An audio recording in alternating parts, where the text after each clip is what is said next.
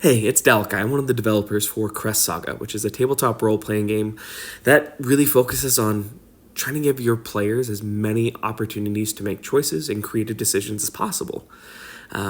It's a really fantastic system that we just decided after playing probably about 10, 15 different tabletop role-playing game systems that I think we should just make our own. And that's what that was the consensus. We made our own tabletop role-playing game. Now, this isn't some idea, that this is a fully fleshed out system that me and 6 other buddies, we decided that we just wanted to make a game. And we wanted to include all the fun bits of all the different games we played and creating new mechanics for the ones to make our role-playing adventures come to life and to facilitate as much as possible different characters and stories and to be inclusive of all the different narratives that there are when it comes to tabletop role-playing games. Now, I can do a 10-minute video and I'm just going to keep talking. I don't know if anyone's ever going to watch this in its entirety, but one of the big things that we wanted to do when we created this system was that we didn't want classes. We didn't want a class system. And so instead of having a class system where it's like you're a wizard, you're a warrior, or you're anything and everything in between, we decided to kind of just take all those different fantasies when it comes to tabletop role-playing games and just kind of section them into different types of themes. And those themes kind of show in the form of crests. And so that's the way that magic manifests into our world, is through crests. They're like magical tattoos or markings that appear on the player's body that allows them to manipulate magic. So if you want to be able to make big old fireballs, you have the Crest of Annihilation. If you want to be able to teleport, that's the Crest of Warp. And so these various different fantasies were like, hey, what if you could just pick any two at character creation? And so that started generating all this conversation and creation and rule making to make that work in our world. And so as we started creating all these different fantasies, we ended up with 24 core crests that go into our player's handbook, our very first book that we're constantly working on making improvements and getting feedback from you and other people that play our game so that we can improve this system. Now, when I say we have 24 crests, that's just in the core rulebook. We have about 56 total crests that we've drafted out. But once again, we need people to know that our game, A, is fun, and B, accessible, and also see that it's feeding into your gameplay, that's allowing you as a storyteller and you as people that collaborate in this collaborative storytelling to have a voice and to have a way to make those fantasies into something you can tell your friends about. So this all came because 6 of us wanted to make a game.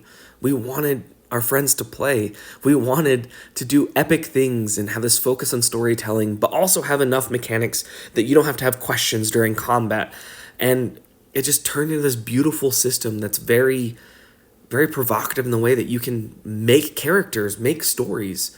I mean, even our setting, we try to do something different, something very unique than other systems that I've seen so far. The best way that I can describe it is kind of an inverted isekai, where you actually bring other worlds into our system. We talk about our system being setting inclusive instead of being setting agnostic. Setting agnostic meaning that you could put our system into any setting, which you absolutely could, but the world of Quilterra, the where this system originates, this entity is grabbing land from other planets, other dimensions, other places, and putting him onto this one planet. And so as he stitches these new worlds into his world, you start seeing these really cool and crazy combinations of clashing of cultures, of magic. And as it gets sewn into the land itself weaves their magic that they brought with them into the overall system. So you're not only generating wonderful story threads and plot lines, etc., where, hey, what if we had this continent that is Sword Coast, etc., and then we had maybe something from Pathfinder 2e or other settings you can just put in there. Maybe you wanted to have a Disney-inspired theme, and so you have all the happily ever afters. Our our whole system is designed so you can do that. Now, you can take our system, put it anywhere else you want, but we'd rather have you bring whatever you want into this system and into this world, into this fantasy. And the world's constantly growing. There's new land masses always showing up. And so new magics keep showing up. That's why we have 56 different crests already drafted. That's why we have already 5 different continents on our map. You can add more onto ours. You can start somewhere else in the world and create your own puzzle pieces and make your own quilt for storytelling. If you made it this far into this video, I just need to tell you thank you, first off, but also it's not often that I find something that I'm passionate about and can stay with it for so long. My ADHD brain is just like, oh, here's the new shiny thing, here's the new shiny thing. This is one of the longest running projects that I've been a part of, and I'm always excited about it. We make modules, we make updates to Saga Guide, materials to help you run games. We find different ways to try and engage with our community, because that's what I think is the most beautiful aspect of tabletop role-playing games, is the community that you make.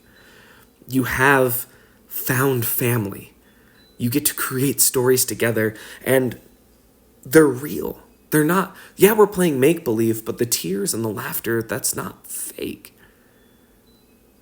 Those connections, that growth, those are something that comes from being vulnerable and putting yourself into a game. And us as developers, we have put our heart and soul and our tears and our blood into this game. Not really blood, but maybe, I don't know. We'll talk if we just want people to play our game. We love this game. We love it with all of our heart, and we love it when our friends play it. We love it when our family plays it, when we hear and see people enjoying something that we put all of our heart and creativity in. And not just because we want to pat ourselves on the back, but that way we're hopefully creating a place where people can come together and tell stories.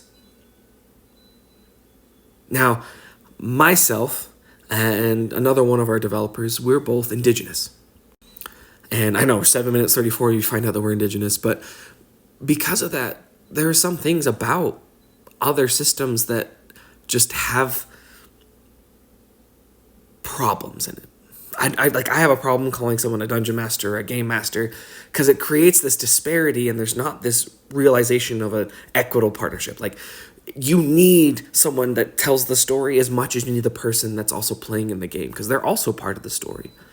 And so to represent that kind of community, we made a very simple change, and we call them Saga Guides, because you're guiding the story along and you're reacting to your players' decisions, and that felt more authentic and more real when it comes to our tabletop game. Each developer has put something that they love and want in a tabletop role-playing game into our world, into our system. And because we are still fine-tuning all the minutia, but you can play, you can have full campaigns, but your feedback to us, we can make it even better for others.